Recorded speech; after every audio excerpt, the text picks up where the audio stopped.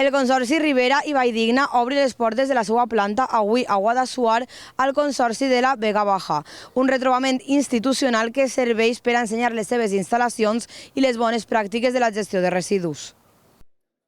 El complex de valorització de Guadassuar va rebre el passat 24 d'abril la visita del Consorci Vega Baja Sostenible, en una jornada que va reunir representants dels 27 municipis consorciats, així com associacions i membres del Consell de Participació.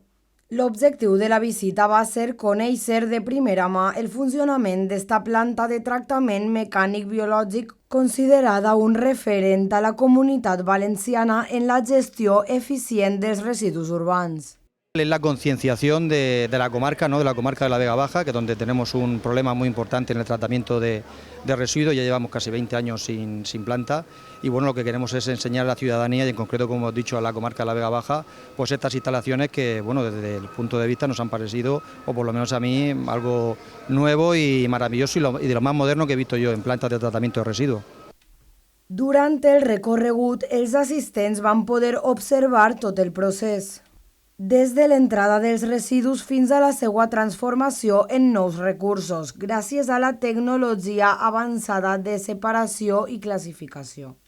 Jo vaig estar en la Vega Baixa, en concret en Formentera del Segura, explicant-los la nostra planta i el funcionament d'aquesta planta del nostre consorci, de la Ribera i Valldigna, i crec que és important sempre visitar algo quan no coneixes, si vols implantar-lo a la teva zona, per a qualsevol dubte, veure en directe com funciona el que crea.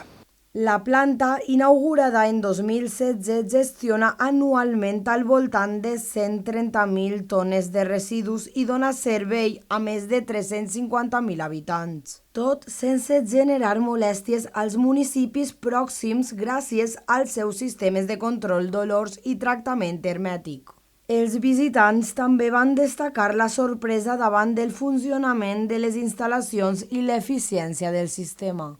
Avui tenim una visita d'una gent que fa molts anys que no tenen una planta de tractament de residus, no?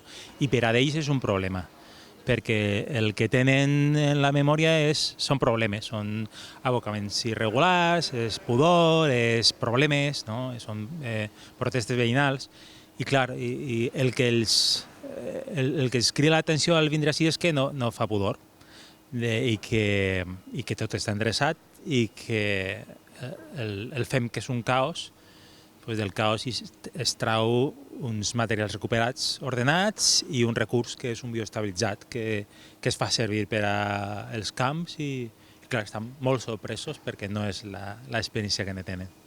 A més, la visita va servir per reforçar la importància de la conscienciació ciutadana en la separació de residus i el respecte pel medi ambient. El complex de Guadassuar es consolida com un model de gestió sostenible, capaç de donar una segona vida als residus i avançar cap a un futur més eficient i respectuós amb l'entorn.